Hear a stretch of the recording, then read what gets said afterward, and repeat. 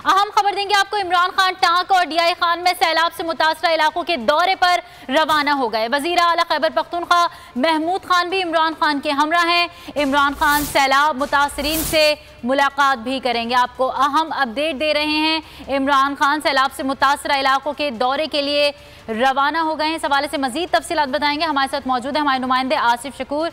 जी आसिफ, बताइएगा।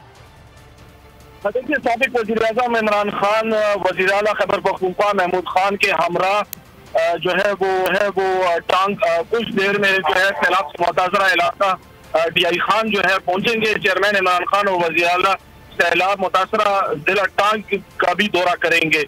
वो इन अज़ला में सैलाब से मुतासरीन से मुलाकात भी करेंगे। चेयरमैन इमरान खान और वज़ीर आला महमूद खान इन अज़ला में सैलाब के नुकसानात और इमदादी सरगर्मियों का जो है वो जायजा भी लेंगे। जी, बहुत शुक्रिया आसिफ शकूर अपडेट करने के लिए। मैं हूं जैस्मिन मंजूर और आप मुझे देखेंगे सिर्फ बोल पर।